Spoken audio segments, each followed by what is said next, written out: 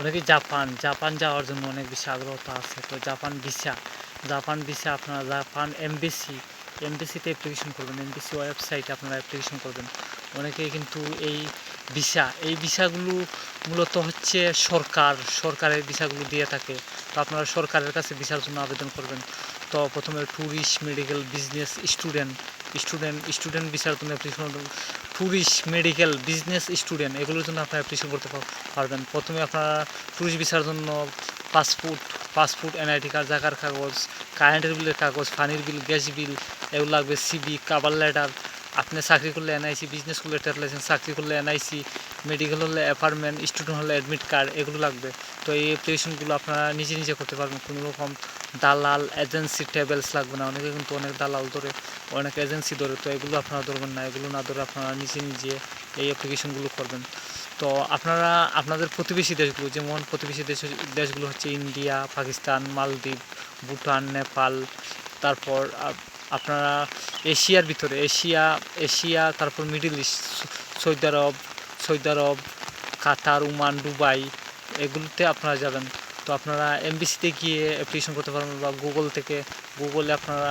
গুগলের মধ্যে আপনারা জাপান ভিসা অ্যাপ্লিকেশন লেখার পর আপনারা ওয়েবসাইট পাবেন। তো ওয়েবসাইটে আপনারা অ্যাপ্লিকেশন করতে পারবেন। তো ভিসা ফিস হচ্ছে $150 হচ্ছে ভিসা ফিস। তো আপনারা এই অ্যাপ্লিকেশনগুলো আপনারা নিজে করবেন, মানে কোনো রকম দালাল, এজেন্সি, ট্রাভেলস মানে এগুলো আপনারা ধরবেন না। এগুলো না ধরে আপনারা নিজে অ্যাপ্লিকেশনগুলো করবেন। তো আপনারা অ্যাপস ডাউনলোড করে অ্যাপসের মাধ্যমে আপনারা অ্যাপ্লিকেশনগুলো করতে পারবেন, একদম সহজে অ্যাপ্লিকেশনগুলো করতে পারবেন।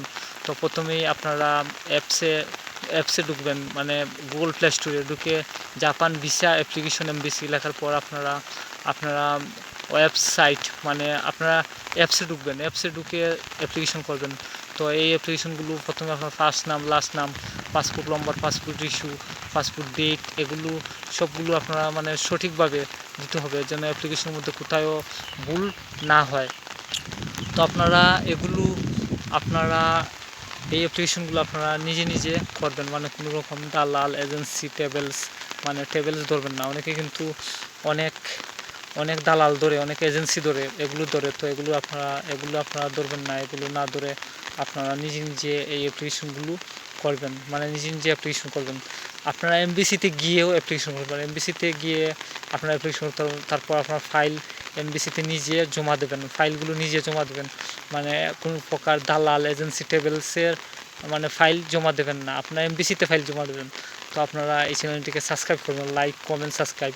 অনেকে কিন্তু এই অ্যাপ্লিকেশনগুলো নিজে করে, আর অনেকে কিন্তু অনেক দালাল ধরে, অনেক এজেন্সি ধরে।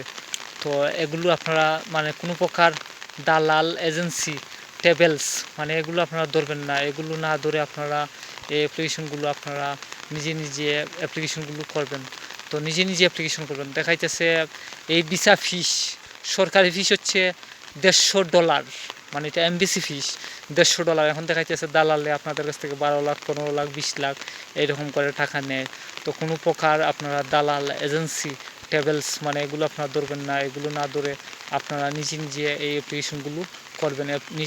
আপনারা যদি নিজে না পারেন, ইউনিভার্সিটি, কলেজের পাশে দেখবেন অনেক কম্পিউটার ট্রেডিং সেন্টার আছে, ওই দোকানে গিয়ে আপনারা অ্যাপ্লিকেশনগুলো করবেন, মানে অ্যাপ্লিকেশন করবেন। তো আপনারা অ্যাপ্লিকেশন পেমেন্ট মানে আপনারা মানে অ্যাপ্লিকেশন সংশোধন করে তারপর আপনারা পেমেন্ট করবেন। নইলে আপনারা মানে পেমেন্ট আপনারা দেখাচ্ছে অ্যাপ্লিকেশনের মধ্যে যদি ভুল হয়, তাহলে আপনাদের পেমেন্ট একদম মানে নষ্ট হয়ে যাবে। পেমেন্ট আপনারা রিটার্ন পাইবেন না, মানে রিটার্ন দেবে না।